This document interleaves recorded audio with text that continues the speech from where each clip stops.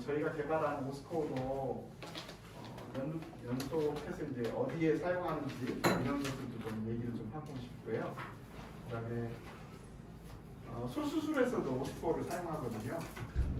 큐렛이라든지 진티발 그라프트라든지 그다음에 뼈뿐만 아니라 잇몸에 오그멘테이션을 하고 싶다든지 이런 것들 할 때 저희가 사용하는 게 이제 오스코어인데요. 케이스를 한번 먼저 보여드리고 시작을 하겠습니다. 제가 이 환자 때문에 이제 결국에는 뼈 공부를 이제 하기 시작했었습니다. 2005년도 3월 14일인데요. 아직도 기억에 남는데 이 환자 이렇게 보면 이제 여기가 떠봤죠? 염증이 이렇게 생겼어요. 비스포스포네이트를 멀티플 마이오노마라고 해서 다발성 볼수종 환자예요. 이게 이제 그 당시에 다발성 볼수종은 치료를 항암 치료를 혈액암이기 때문에 항암 치료를 이제 하게 됩니다. 항암 치료를 하면서 골수의 전이된 것을 방지하기 위해서 비스포스포네이트라는 약물을 복용하거나 주사를 맞습니다. 이제 항암 치료제 따로 있고 그다음 비스포스포네이트 다시 맞아요. 이 환자는 2005년도 당시에는 제가 이런 것들을 몰랐어요. 솔직히 말하면 그때 당시 2005년도에는 이 비스포스포네이트라는 약물 자체가 뼈를 썩게 한다는 것을 몰랐었던 시기입니다. 이게 닥터 막스가 처음에 닥터 막스라는 분이 플로리다 대학에 있다가 개원하신 분인데 그분이 처음 발표한 게 2003년도예요. 케이스 하나 알렌드로네이트를 이용한 알렌드로네이트를 맞고 난 다음에 장기적으로 구강 내에 골개사증이 발생합니다. 이게 결론으로 나온 게 케이스 레포트 하나였거든요. 2003년도에. 그러니까 2005년도에는 그 사실들도 전 세계적으로 모르는 당시였어요. 알기 시작한 게 이제 2007년도 닥터 막스가 여러 군대의 플로리다에는 요양병원이 상당히 많잖아요. 미국의 플로리다 가시면 요양병원이 엄청 많습니다. 요양원들도 많고 그 요양원에서 주사를 맞고 있거나 약물을 복용하고 있는 사람들을 전수조사를 해봤어요. 열 몇 개. 그랬더니 한 3% 정도 이 사람 그 당시에 조사한 3% 정도 3년 이상의 복용을 한 사람의 3% 정도가 입안에 골개사증이 발생하더라. 이제 그때 처음 발표를 하게 됐습니다. 2007년도에. 저는 이때 당시에는 몰랐죠. 조금 퀄리티가 떨어지지만 여기 이제 골개사증이 여기하고 이제 발생됐는데도 처음에는 몰랐어요. 엑스레이 찍어도 이게 별로 나타나지도 않고 그래서 여기 이렇게 나오는데 이렇게 엄청나게 심합니다. 이렇게 이제 심한 게 2005년도 당시였었고요. 그래서 이제 초기에는 염증만 제거하려고 모르니까 잇몸에 염증만 이렇게 제거해봤어요. 이렇게 안 없어져요. 계속 이렇게 남아 있고요. 더 파괴돼요. 더 크게 돼요. 골수가 노출되는 정도까지 이렇게 뼈 썩는 것까지 계속. 엑스레이 상에서는 그렇게 심하게 나타나지가 않아요. 그러니까 참 미칠 노릇이죠. 처음에는 2005년도까지 이렇게 매년 2005년도에 6월달까지 3개월 이상 저희가 드레싱하고 그 주변을 제거하고 벌어도 제거하기도 하고 이게 골수염인 것 같다고 하는 이제 벌을 또 제거를 해봤어요. 근데 더 심해졌어요. 더 퍼지잖아요. 이게 이제 2005년 12월 달이에요. 10개월 지나고 난 다음. 정말 답답하죠. 반대편 아래쪽에 이제 고름도 나오고 계속 나오니까 또 반대편 더 퍼졌죠. 사이너스까지 뚫리게 돼요. 이 항생제를 워낙 많이 먹으니까 펑거스가 생겼어요. 얘가 이제 뭐 10개월 이상 항생제를 줄 거잖아요. 바꿔서 이제 다 줘도 결국에는 항생제로 치료되지 않는다는 걸 2005년도에도 몰랐던 거예요. 쉽게 말하면. 골수염인 줄 알고 골수염 약을 계속 항생제를 바꿔가면서 계속 주니까 펑거스 생기는 거예요. 입안에 펑거스 생기는 게 상당히 어렵거든요. 면역력이 좋아지지 않는 이상은 이 환자는 결국 사망했습니다. 멀티플 마이로마로 사망하기는 했지만 결국에는 입안에서는 아무것도 치료할 수가 없는 상황이었어요. 이게 2005년도에 이걸 받고는 충격을 제가 받았어요. 아니 약물을 먹었는데 뼈가 썩기도 하고 골수염이 생긴다. 그리고 항생제를 줬는데도 항생제로 낫지도 않는다. 이게 뭐지? 이런 질환이 뭐지? 2005년도 당시에 수도 없이 찾아봤습니다. 근데 그때 당시에는 케이스레프트 하나만 돼 있었던 방식이기 때문에 제가 이걸 알 수가 없는 거예요. 2007년도 돼서야 이 사실을 알게 됐어요.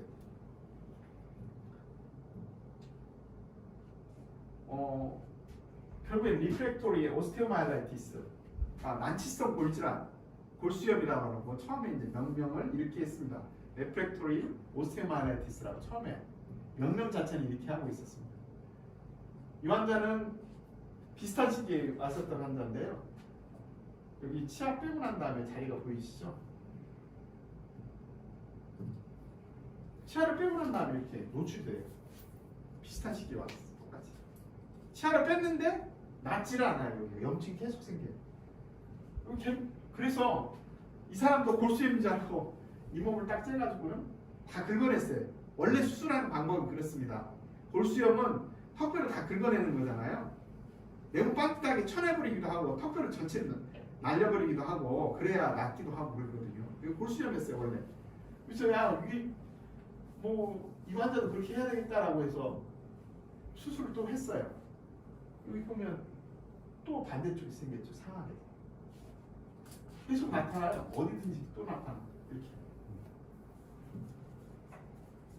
사학도 나가고 하학도 나가고 정말 그냥 죽겠는 거예요. 정말 2005년도 당시에는 제가 몇 사람의 환자가 있었는데 그 환자들 중에 한 사람이에요. 4-5명 있었는데 동시에 오더라고요. 그런 환자가. 올 때는 참 정말 이게 이 환자는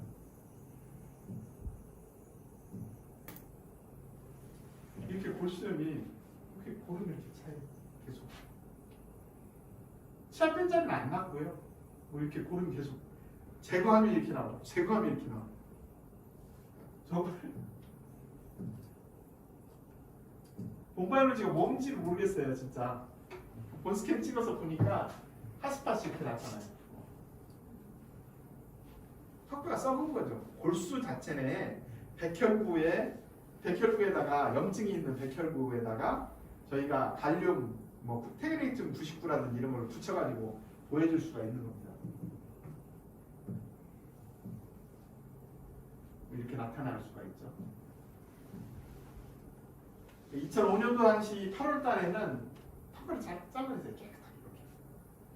딱 긁어내버렸죠. 이렇게 생긴 것을 싹 긁어냈어요. 진짜 깨끗하게. 그리고 수철을 타이트하게 수철을 딱 했어요. 이번엔 잘 낫겠지. 2005년 8월 30일입니다. 잘 기억하고 계시기 바랍니다.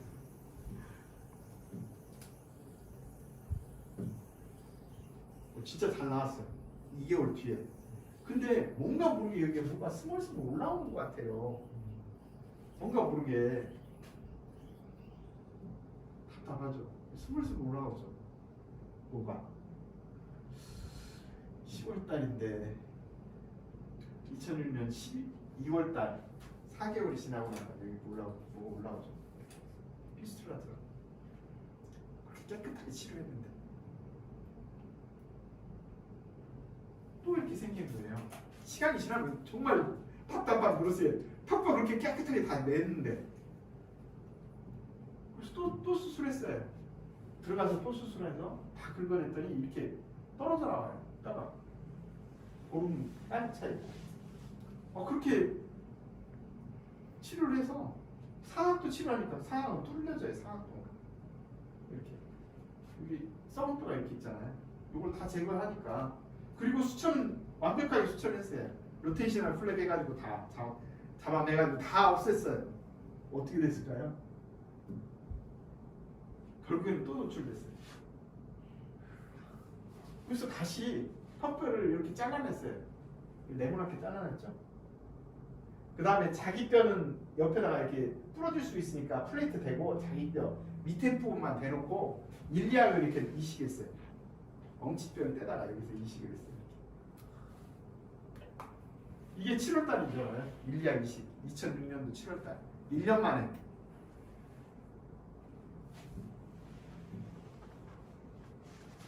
결국에는 이 환자는 턱뼈 밑에 부분은 다 치료됐는데 또 염증이 생겨요. 밑에 부분 했었던 붙여놨던 데가 보면 이렇게 그 남겨놨잖아요. 턱뼈를 남겨놓으면 이렇게 생긴다니까요. 이게 뭐가 문제일까? 정말 뼈에 대해서 공부를 엄청나게 했는데도 이게 뭐가 뭔지를 모르겠는 거예요. 2006년도 당시에.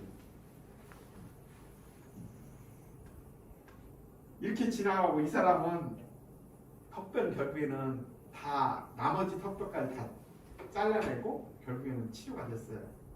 아, 그 부분만 예. 걷어내고 예. 또 그때도 인력 넣었어요. 예. 그렇게 해서 이제 치료를 했었던 환자예요. 다행이네요. 근데 시간이 엄청 걸리잖아요. 1년 반이나 걸리고 한 환자를 치료가 되면 좋은데 이 사람도 비스포스포네이트를 먹던 환자예요. 유마티스 관절염 약하고 비스포스포네이트를 먹던 환자예요. 이제 그 세월이 지나고 난 다음에 제가 이제 연구하기 시작했습니다. 골괴사증은 약물성 골괴사증은 어디서부터 발생할까? 이거에서부터 시작해서 골괴사증을 유발하는 약물들은 어떤 약물들인지, 그 다음에 뼈 곰바이올로지 기초에서부터 다시 공부를 하기 시작했어요. 정말로 이게 처음 베이스부터 다시 공부하지 않으면 이게 다른 내용이겠구나, 뼈 이식이나 뼈 재생이라든지 이런 것들이 다른 내용이겠구나 생각을 해서 2007년도 이후부터 이제 공부를 하기 시작해서 2010년도, 11년도에 2년 동안 제가 독일하고 미국을 갔다 왔습니다. 연수를 갔다 오면서 공부를 상당히 많이 했죠. 그 기간 동안. 그래서 이제 해결책을 이제 얻기 시작했어요. 이 환자는 제가 2012년도에 11년도에 돌아와서 2012년도부터 이제 환자를 보기 시작했는데 2014년도 환자입니다. 이 환자는 멀티플 마이엘로마. 아까 어디서 많이 들어봤죠? 다발성 골수종에 비스포스포니트를 인젝 맞는다고 했잖아요. 똑같은 환자 한 사람은 죽었고 이 사람은 살리면 좋겠잖아요. 2014년도입니다. 여기 고름이 이렇게 나와요. 치아 뺀 차이가 이렇게. 처음에는 저를 믿지 않아서 이분이 처음에 2012년도에 오신 분이거든요. 이 환자는 여기 11년도 11월달에 왔잖아요. 여기 핫스팟이 생겼잖아요. 그 골수염이 그 안에 골수에 썩어가지고 계속 고름이 나오는데도 불구하고 처음에는 제가 이걸 치료할 수 있습니다라고 2011년도 10월달에 제가 들어왔거든요. 이 환자 첫 번째 봤어요. 그분은 환자한테 이거 치료할 수 있을 것 같아요. 그렇게 했더니 환자가 다른 사람들한테 다 물어봐도 치료한다는 사람이 없으니까 이제 반신반의했나 봐요. 그러고 난 다음에 이제 이분이 이제 한참 잊혀지다가 2012년도에 왔을 때 이렇게 턱보다 더 썩었어요. 2012년도에 8월달이잖아요. 썩었어요. 더 심해져가지고 이 환자는 수술을 했어요. 깨끗하게 다 제거를 하고 저희가 이제 개발한 약제를 이제 넣어서 치료를 했습니다. 여기 깨끗하게 다 나왔죠? 싹 긁어내고 2012년도 12월달 이 환자가 반대편에도 똑같이 나타났어요. 이렇게 이 12월달에 왔을 때는 이렇게 그냥 잇몸이 조금 안 좋다 이 정도였는데 고름이 이렇게 나요. 치즈드람 같죠, 꼭요. 치즈드람 같잖아요. 앱세스처럼. 요거 제거했으면 큰일 났습니다, 정말. 열어서 보니까 뭐 엑스레이도 약간 흡수가 돼 있는 정도지 별로 나타나지 않아요. 이렇게 열어서 볼까요? 수술해서 열어서 이 환자를 열어서 보니까 보시면 치아 뺀 자리를 썩어버렸죠. 알비올라 본 포션에서 썩어버렸어요. 치아와 치아 사이에서 치아는 다 흔들거리고 고름은 계속 나오고 여기는 이렇게 썩어있고 저희가 어떻게 하냐면 이런 환자를 치아를 뽑잖아요. 그럼 이 알비올라가 이렇게 썩어있는 겁니다. 이 환자를 어떻게 치료했느냐, 이걸 다 긁어냈어요. 메로우까지 싹 긁어내고요. 메로우를 싹 긁어내고 그 메로우에 코텍스에다가 구멍을 툽니다. 링구알 쪽 방향으로. 설측 방향으로 구멍을 다 뚫어요. 왜냐하면 설측에서 혈액이 공급되니까. 이걸 다 뚫고 저희가 개발한 걸로 넣습니다. 수청하고 이 환자를 수술을 하고 그때 수청하고 나왔죠? 사왔구나. 멀티플 마이너 환자인데 나왔어요. 이 환자는 똑같은 환자인데 거의 몇 년 만이냐면 한 7년 만이죠. 7년 만. 2013년도 12년도니까 한 5년 만인가요? 5년 만에 2006년도 2005년도에는 그걸 고치지 못했는데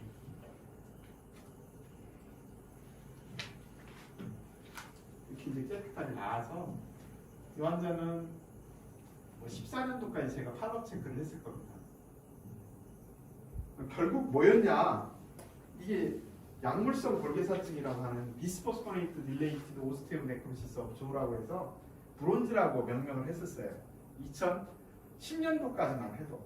근데 2020년도 넘어오면서 메디케이션 딜레이티드 오스테오네크로시스라고 해요. 브론즈라고 얘기합니다. 이유는 비스포스포네이트만 약물이 있는 게 아니라 여러 약물들이 있더라.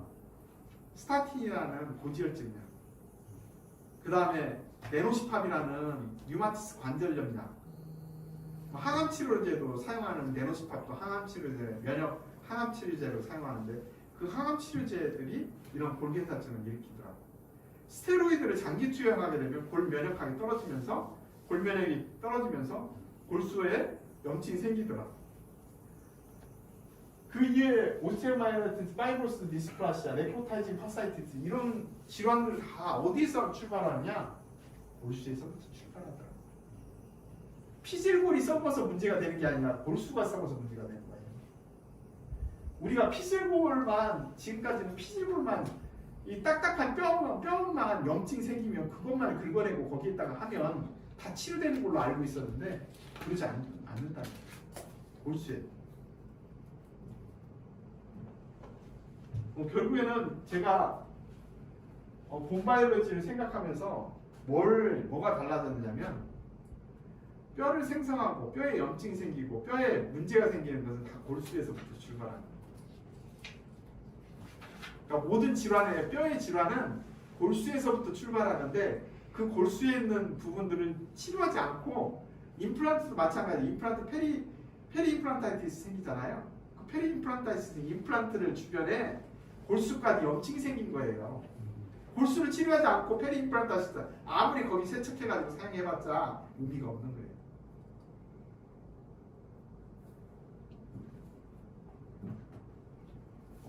뼈는 이제 이렇게 임플란트를 씌우면 임플란트에 염증이 생기잖아요. 그 염증이 생기면 이 염증이 생긴 부분을 뼈가 만들어지잖아요. 이 뼈가 만들어지는 부분들을 여러 가지 역할들을 하는 게 오스테오클라스트, 오스테오블라스트, 본 라이닝 셀, 오스테오사이트. 우리가 크게는 오스테오클라스트, 오스테오블라스트, 오스테오사이트로 이루어져 있습니다. 이게 뼈 세포들이 이루어져 있는데 오스테오사이트는 피질골에 있고요. 오스테오블라스트나 오스테오클라스트는 골수에 있습니다. 그러면 뼈를 만들어내는 역할을 하는 것은 첫 번째 죽은 뼈를 먹는 것은 오스테오클라스트예요. 그 다음에 뼈를 만들어내는 것은 오스테오블라스트고요. 오스테오블라스트가 이동해가지고 라쿠나를 형성해서 약간의 오스테오나이트를 형성해서 만드는 것을 오스테오사이트라고 합니다.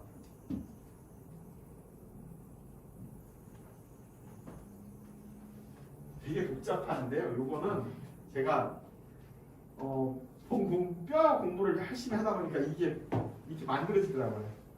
이거 보면 이게 오스테오클라스트예요. 오스테오클라스트의 핵, 세포질. 여기는 오스테오블라스트, 핵 세포질이라고 생각합니다. 오스테오클라스트와 오스테오블라스트의 관계를 알고 있어야 뼈를 공부할 수가 있어요. 뼈를 알 수가 있어요. 보면 오스테오클라스트에서는 BMP2를 발현하거든요. 뼈 형성 단백질을 발현해요. 이 뼈 형성 단백질을 타고 가면 럭스2라든지 프로리퍼레이션, 디퍼런시에이션 이렇게 오스테오블라스트. 그러면 오스테오클라스트가 있어야 BMP2도 있고 뼈도 오스테오블라스트도 성장하게 되잖아요. 그래서 오스테오클라스트가 있어야 되겠구나. 근데 그 오스테오클라스트는요, 비스포스포네이트를 먹잖아요. 비스포스포네이트를 먹으면 비스포스포네이트가 메바로닉 애시드를 브로킹합니다.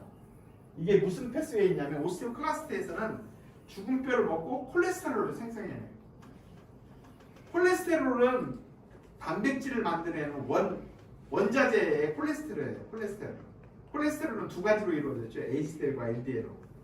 LDL은 아주 나쁜 거, 혈액에 차게 되면 그 혈액이 막혀가지고 사망하기도 하고 혈관이 터지기도 하고 뇌출혈도 발생하는 것이 혈전이라고 하잖아요. 그 혈전을 만들어내는 가장 문제가 되는 게 LDL. 그렇지만 HDL도 있어요. HDL은 세포의 벽을 만들어내요. 세포막.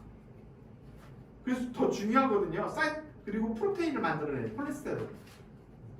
콜레스테롤은 가장 프로테인 중에 하나, BMP2나 인터로킨 6, 인터로킨 1 이런 것들을 발현해요. 만약에 비스포스포네이트가 오스테오클라스트를 억제시키잖아요. 그러면 콜레스테롤을 생성하는 걸 멈추게 돼요.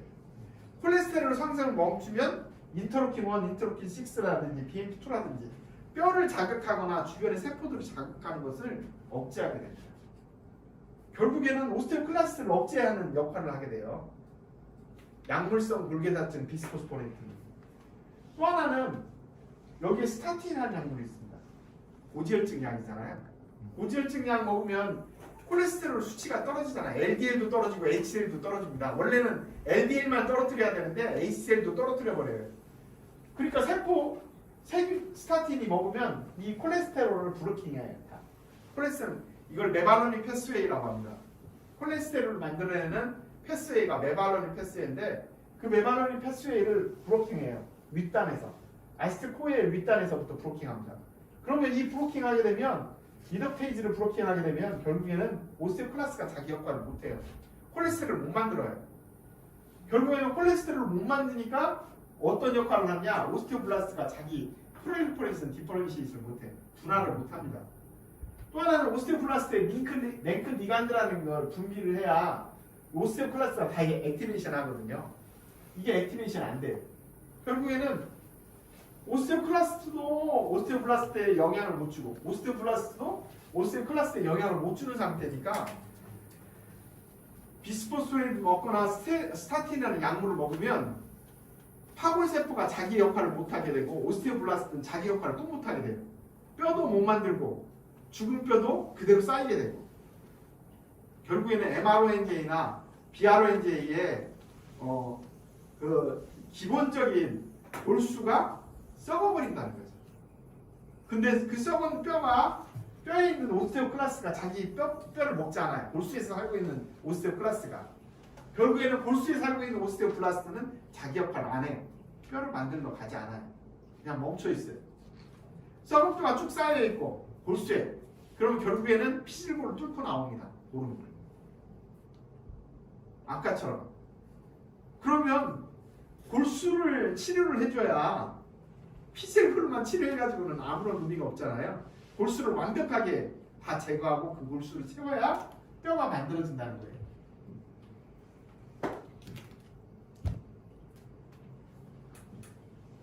아까 그 과정들을 쭉 제가 설명을 또 드렸고요. 이게 이제 오스테오클라스고요. 이게 오스테오블라스트입니다. 오스테오클라스트와 오스테오블라스트는 이런 역할들을 동시에 이 역할과 이 역할을 동시에 하고 있기 때문에 이 두 가지의 관계가 제대로 이루어지지 않으면 결국에는 뼈 면역학이 제대로 이루어지지가 않는다는 거예요.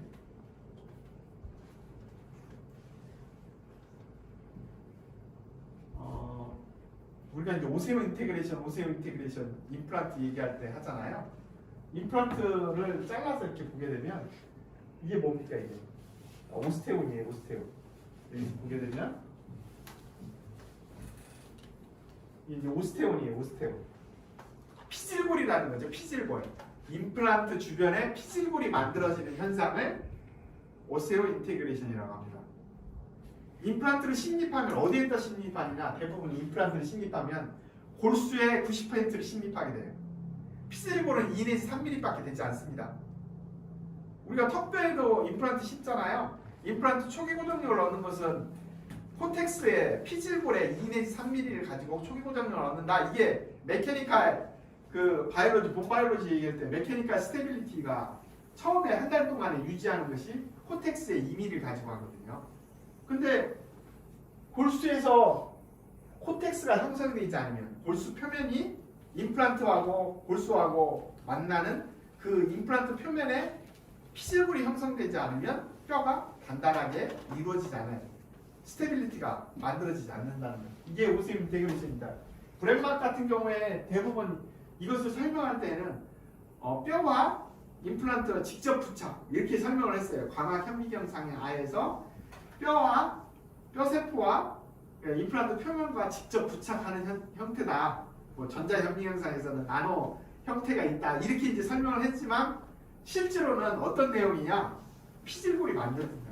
임플란트 표면에 피질골이 만들어진다. 임플란트 처음 심었을 때 위쪽 상방에만 있었던 그 피질골이 임플란트 표면 전반에 걸쳐서 피질골을 형성하는 것이 오세오 인테그레이션이다. 보면 이게 이제 여러 가지 임플란트를 심어가지고 이 갭이 생기잖아요. 드릴링 하면은 보통 저희가 드릴링 하면은 한 0.5mm 정도는 이렇게 떨어져 있습니다. 0.5mm에서 1mm. 아주 뭐 드릴링을 잘 할 경우에는. 근데 1mm 이상 떨어지는 경우도 상당히 많고요. 그럴 경우에 처음에 페이스 1에서는 여기서 얘기했듯이 메센카이말 셀이라든지 마크로파지라 특히 이제 마크로파지가 많이 이동하고 플라타리트라든지 이런 것들이 이동해요. 어디로? 임플란트 표면으로. 임플란트 표면에 가서 메센카이말 셀들이 가서 자라요. 좀 이렇게 가서 자라면서 뭐가 붙느냐? 나중에 오스테오블라스트가 가서 여기는 골수. 골수를 뚫고 골수에서 오스테오블라스트가 와서 오스테오블라스트가 이 자리에 가서 안착되는 관계를 페이스 3라고 해요. 여기까지 걸리는 시간은 어느 정도냐? 모니켈루스 형성하는 시간.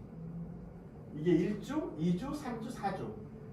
인플라메이토리 페이스, 카틀리스 페이스, 보니 페이스, 리모델링 페이스인데 1주, 2주, 3주, 4주로 나눴을 때 여기에 처음에 플라타리트, 뉴트로필, 마크로파지, 오스테오클라스트가 와요. 2주까지. 오스테오클라스트가 와서 나중에 B셀이 만들어지죠. 이 B셀은 이뮤노글로불린을 만들어내는 겁니다. 골 면역학에서 B셀, T셀 맨날 들어봤잖아요. 이게 다 골수에 있는 겁니다. 코로나 바이러스 감염되면 그것을 방어해주는 B셀이나 T셀이 살고 있는 곳은 골수예요. 피 속에 살아있지 않습니다. 원래 살고 있는 공간이 골수예요. 사람의 골수가 제일 큰 데는 어딜까요? 엉치뼈,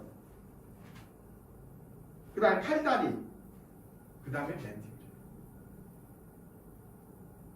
T셀, B셀이 그러면 T셀, B셀이 이렇게 내추럴 킬러셀, T셀, B셀 이렇게 이 순서대로 가지 않으면 면역력이 이루어지지 않아요. 썩은 뼈라든지 그 다음에 박테리아라든지 이런 것들을 다 죽여야 되는데 그럴 때 역할을 하는 게 오스테오클라스트와 T셀, 내추럴 킬러셀. 면역학 설명할 때 다 이 면역학 똑같이 설명하거든요. 코로나 바이러스 설명할 때도 다 이 얘기 설명을 해야 똑같이. 본 바이올로지를 알면 본 면역학을 알게 되고 본 면역학을 알면 코로나 바이러스나 바이러스 연구를 하게 되고 거기에 대한 약물 치료를 알게 되는 거죠.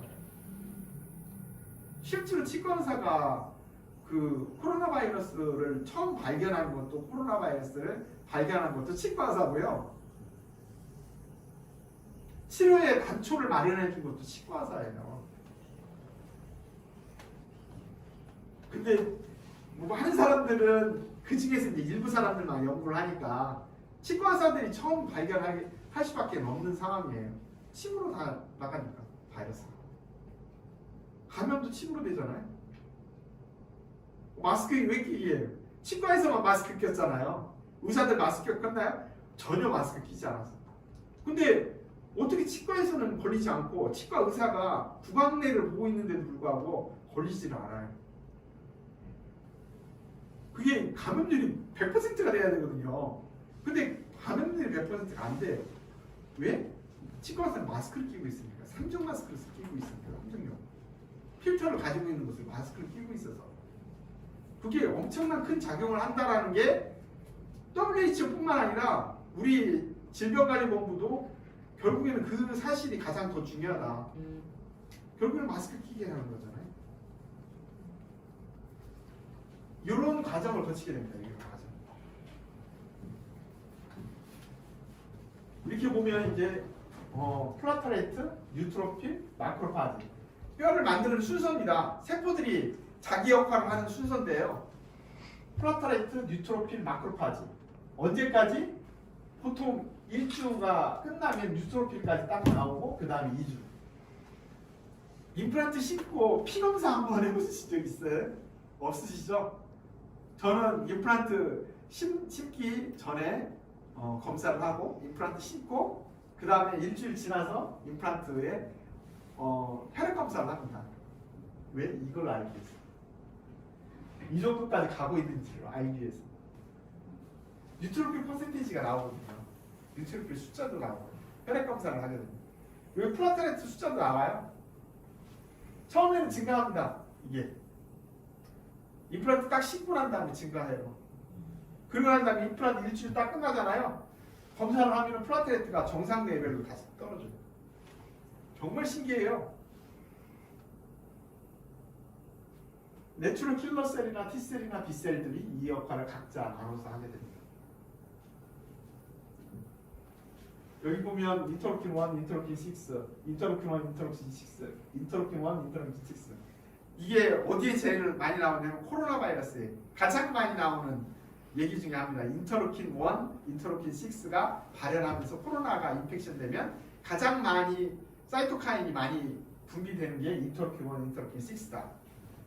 아마 인터넷에서 찾아보시면 코로나 바이러스 인터로킨 1, 인터로킨 6 치면 엄청난 논문들이 나옵니다. 이걸 기반으로 해요. 다 똑같이. 뼈를 보게 되면 임플란트 이렇게 심어서 이렇게 보게 되면 처음 3, 7, 14, 21일째 보게 되면 21일째 오스테오블라스트가 이동해서 임플란트 표면까지 이렇게 도달하는 게 보입니다.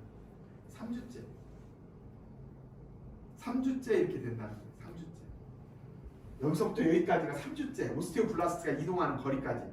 그러면 골수를 자극해서 골수가 오스테오블라스트가 임플란트 표면까지 가는 것을 빨리 가게 한다면, 빨리 갈 수 있는 약물이 있다면, 그리고 그것을 지속적으로 오스테오블라스트가 임플란트 표면에만 만들 수 있다면, 오세오 인테그레이션이라는 피슬고를 만들어내는 것들을 빨리 할 수 있다면 임플란트는 맨날 성공하겠죠.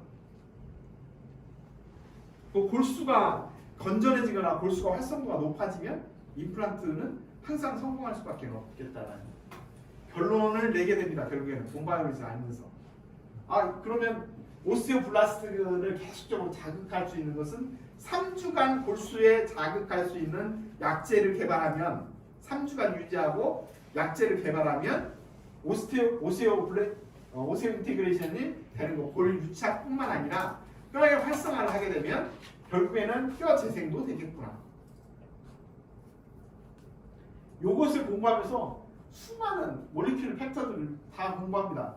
BMP2라든지 BMP7이라든지 CD34라든지 이런 것들을 다 공부를 했어요. 이런 것들 랭클리가드, OPG 이런 것들 다 공부를 해서 여기에 해당되는 것들이 이게 몰리큘 팩터들이 높아지는데 이 몰리큘 팩터들을 각자 높여줄 수 있는 것이 무엇일까?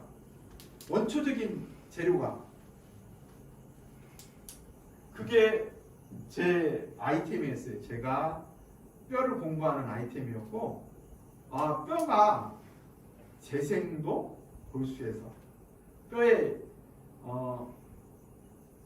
병리적인 그다음에 질환들도 골수에서 발생된다. 보면 이 골수인데요, 이게 골수를 따로 떼가지고 3D로 이렇게 돌려보면 이렇게 돼 있어요. 정상적인 골수. 구멍이 뻥뻥 뚫어진 게 아니라 줄이 계속 만들어져 있어요. 줄이 계속 만들어져 있죠, 이렇게. 골반, 불 만들어져 있죠. 그래서 벤이에요. 제가 골방, 불방이라는 뜻의 다락방 이런 뜻의 벤이라는 의미가 그래서 벤이라고 쓴 겁니다. 뼈 연구를 하겠다라는 의미에서 벤을 사용하는 거예요. 덴탈이 아니었어? 덴탈이 아니었습니다. 찾아보세요. 그러면 재밌는 것이 DEN, 덴트가 아니라 DEN을 찾아보시면 우리 백과사전 있잖아요. 백과사전 찾아보면 영문 백과사전 찾아보면 벤이라는 의미는 골방, 불방, 그 다음에 다락방이라는 뜻이 나와요. 꿈 많은 다락방이라는 뜻이 나옵니다. 이게 다락방처럼 생겼잖아요. 그렇죠? 이제 이 골수에서의 문제가 있구나. 그래서 골수의 문제를 해결하는 지배 역할을 하겠다 해 나왔습니다. 그래서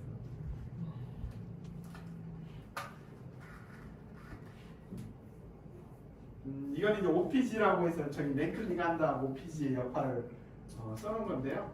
이제 아까 랭클리간드가 이게 랭클리간드죠. 랭클리간드가 랭클 시스템, 이게 랭클 리셉터에 이렇게 붙게 되면 이게 이제 OPG라는 거고요. 이 OPG는 랭클 리간드를 여기에 부착하지 못하도록 하기 위해서 하는 것을 랭클 리간드 OPG라고 합니다.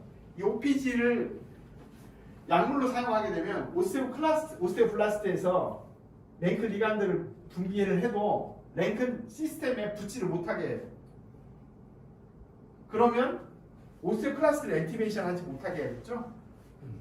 그러니까 골을 흡수 못하게 하겠다라는 생각으로 썩은 뼈를 먹는 오스테오 파골세포를 계속 활성화를 높이면 엑스레이상에서 새까맣게 보이는 골 흡수량이 너무나 증가하니까 그러면 오스테오클라스를 억제시키기 위해서 OPG를 넣었던 거예요.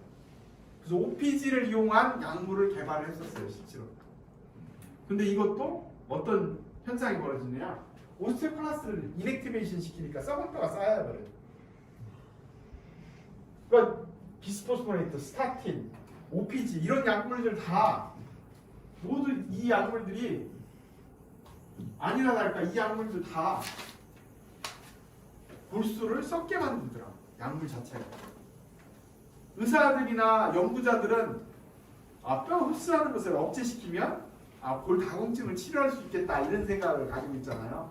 흡수가 많이 되니까 새까맣게 보이니까 엑스레이 찍으면 뭐 골다공증 엑스레이를 뭘로 하나요? 손가락이나 엉치뼈 하든 척추뼈 해가지고 엑스레이 찍어서 그거의 흑화도에 따라서 T-1, -2, -3 이렇게 쓰거든요.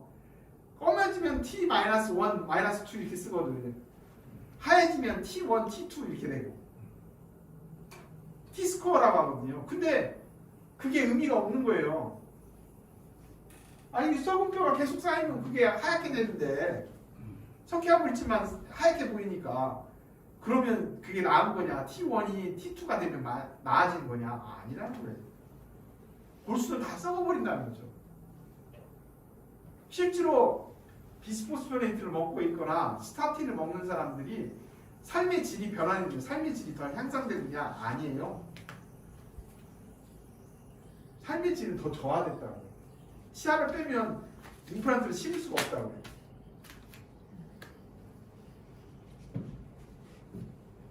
이게 이제 파고사이토시스 하고 있는 그 오스테오클라스입니다. 여기 보면 이제 요게 이제 정상적인 그 골수의 모습이에요. 정상적인 골수. 여기에서는 이 골수 내에는 이 오스테오블라스트라든지 파골세포라든지 오스테오플라스트 뭐 이런 것들이 다 여기서 살아요. 깊숙한 데에서 다 살 수가 있겠죠. 그러면 이게 트라베큘라라고 하는, 트라베큘라는 벌집이라는 뜻입니다. 그리스어로 트라베큘라 본, 이거는 벌집이라는 뜻이에요. 벌집을 가지고 있는 골수라는 뜻이거든요. 이 골수가 이런 형태로 가지고 있는데 이거에 유기물의 90%를 차지하고 있는 거예요. 무기물과 유기물이 있는데 뼈는 유기물의 90%는 콜라겐이에요. 콜라겐 덩어리들이 모양이에요. 그리고 이 주변에 지나가고 있는 것은 혈청이에요. 혈청. 혈액 내에는 두 가지로 있죠. 혈구세포와 혈청으로 이루어져 있잖아요. 물과 거기 세포들로 이루어져 있잖아요. 물을 혈청이라고 하고, 그 다음에 혈구세포는 여러 가지 혈구세포, 뭐 뉴트로필, 림포사이트, T셀, B셀, 지금처럼 마크로파지라든지 오스테오블라스트라든지 이런 것들 다 여기 안에 있습니다. 똑같이. 그 혈청, 물에 해당되는 혈구들이 살고 있는 그 혈청 중에 가장 많은 것을 차지하는 게 알부민이에요. 우리 주사 알부민 맞잖아요. 대부분 차지하는 게 알부민이고 나머지 10% 내부에서 10% 내외에서 사이토카인, 펩타이드들이 있어요. 그 펩타이드들이 여기에 골수를 유지하고 있는 펩타이드가 있으면 그 펩타이드에 의해서 모든 세포들이 활성화도 됐다가 불화도 됐다가 헤모탁시스, 화학수송도 할 수 있는 자극을 할 수 있는 조미료가 하나 있습니다. 그 조미료가 어디에 들어있느냐? 오스코에 들어있어요. 오스코 콜라겐이 덩어리에 하나 있고 거기에 조미료가 더 들어가 있습니다. 조미료가 들어가 있는데 그 조미료를 섞어서 사용을 하게 돼요. 그걸 스럼보노이드 펩타이드라고 해요. 스럼보노이드 펩타이드.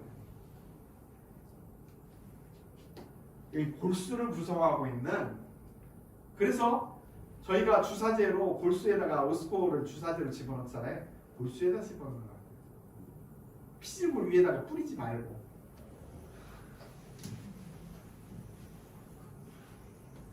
이게 이제 오스테오포로시스입니다. 이게 오스테오포로시스. 이게 이제 늙은 분들, 이게 이제 나이 드신 분들 있잖아요. 여기 보면 이렇게 완전히 비틀어진 가지처럼 생겼잖아요. 콜라겐 함량이 완전히 떨어져 있고 골수에 세포들이 살지 않아요. 미분화 세포도 안 살고 T셀, B셀도 못 살아요. 그래서 80대 이상의 분들은 코로나 바이러스에 감염이 되면 심각도, 중증도도 높아지고 또 하나는 면역력이 저하되어 있기 때문에 사망률이 높다라고 하잖아요. 80세하고 20세하고 비교를 했을 때 거의 100배 차이 납니다. 거의 사망하지 않아요, 20대는. 근데 80대는 엄청난 숫자로 사망을 합니다. 거의 40% 이상 넘어가거든요. 걸리면 40% 이상이 사망해요, 진짜. 그러니까 이유는 골수에 있어요, 골수에. 이게 골수가 이렇게 생겼으니까. 이건 71세 된 여성 환자의 모습입니다. 요거는 골다공증, 요거는 정상. 비교를 해보면 어때요? 완전한 비교가 되죠. 이거는 정상적인 골수. 이게 불밥처럼 이렇게 생겼잖아요. 3차원으로 골다공증.